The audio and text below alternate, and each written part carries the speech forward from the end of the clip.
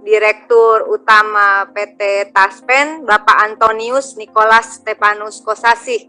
Dari paparan Bapak, bahwa Taspen itu mengelola dana dari iuran ASN dan pejabat negara. Betul ya Pak? Betul Bu.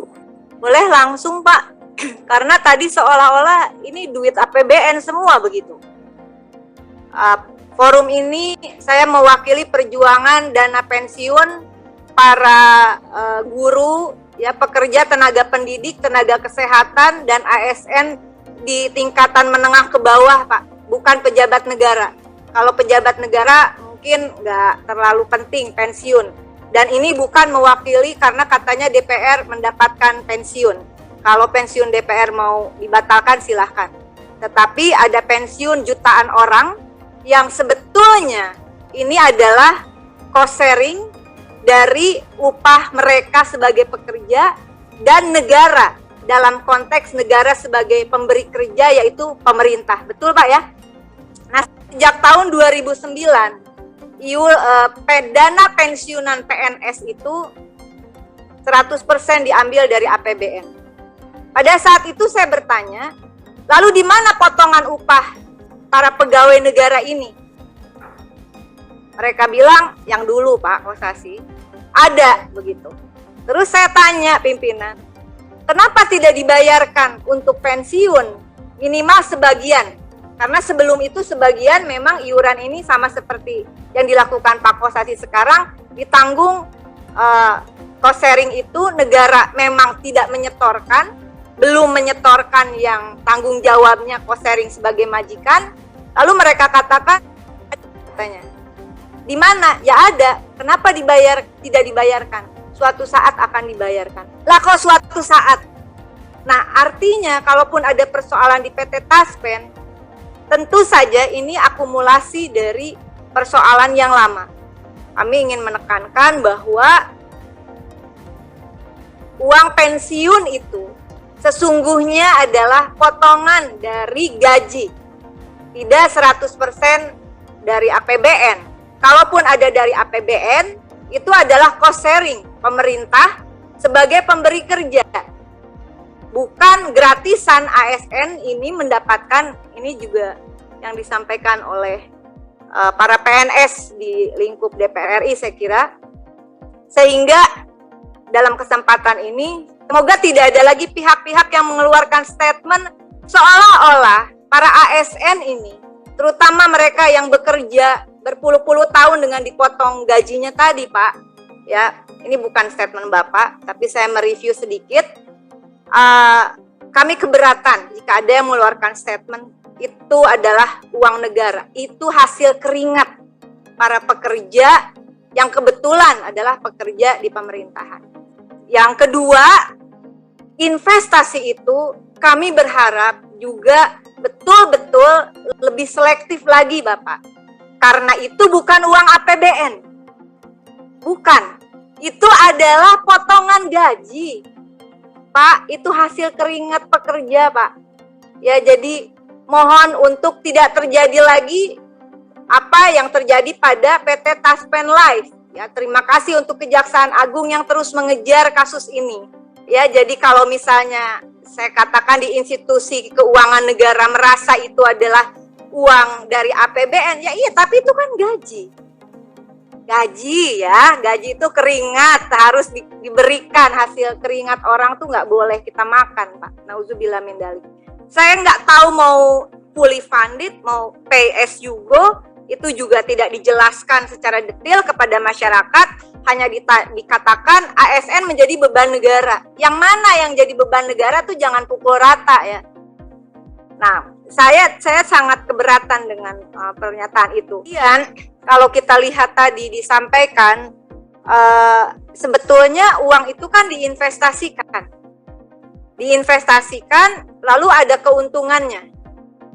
Nah, pay as you go ini ketika uang kalau saya salah tolong dikoreksi, diinvestasikan, maka seharusnya ada penambahan dari hasil keuntungan peserta yang sudah mengiur setiap bulan. kalau seperti ini pimpinan dan anggota Komisi 6, saya kira tadi sudah jelas disampaikan bahwa keuntungan itu disetorkan kepada negara. Padahal uang yang diinvestasikan itu adalah uang ASN yang merupakan pekerja. Lalu disetorkan kepada pemerintah atau negara sebagai pemberi kerja.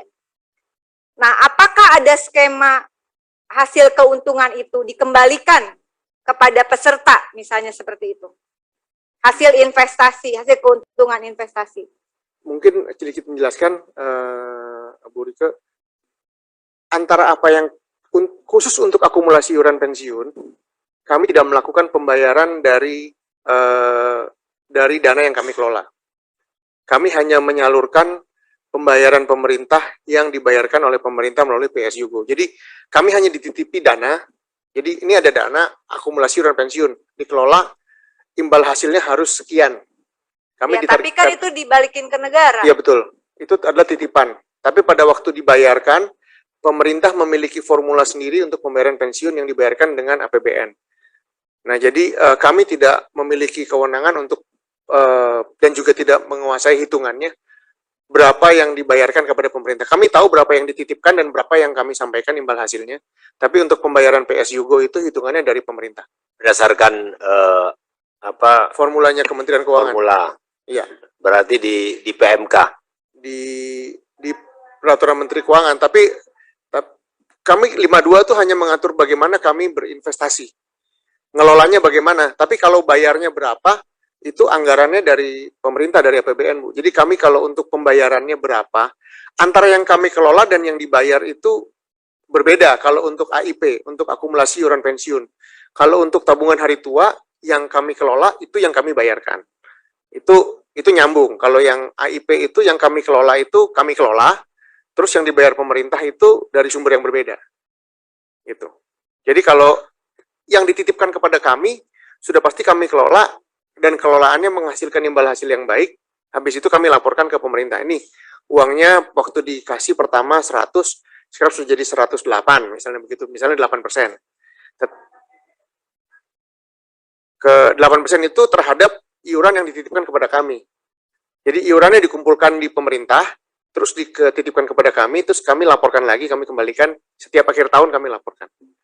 Jadi jelas di sini bahwa yang dikelola oleh PT Taspen sebetulnya adalah uang yang dititipkan Kementerian Keuangan.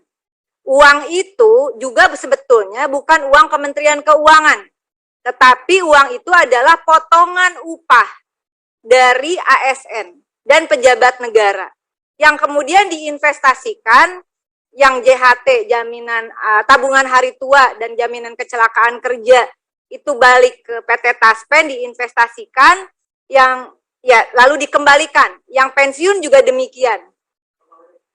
Tabungan hari tua, jaminan kecelakaan dan jaminan kematian itu langsung kami bayarkan ke peserta.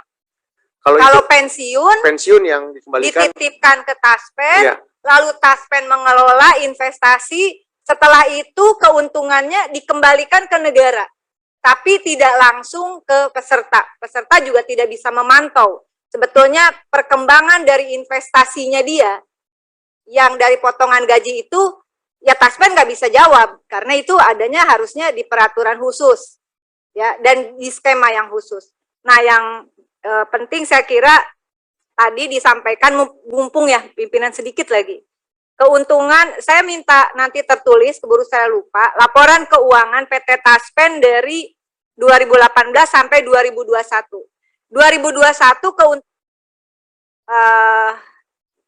aset ini ya. Aset kelolaan 306,73 triliun, lalu kemudian keuntungan laba positifnya 377,61 miliar. Tadi dihitung oleh Kang Daeng, jadi dari 306,73 triliun, laba ini 0, berapa Kang Daeng? 0, berapa keuntungannya? 0,1% dari 306,73 triliun. Nah, kami meminta apakah secara rinci ya Pak ya, di setiap tahun yang Bapak tulis ini, keuntungan laba bersih dan laba kotor atau net profit dan bruto profit, dan kemudian cost operasional untuk PT Taspen. Lalu kemudian berapa dana tantiem yang diterima oleh direksi dan komisaris per tahun ini? Ya, terima kasih.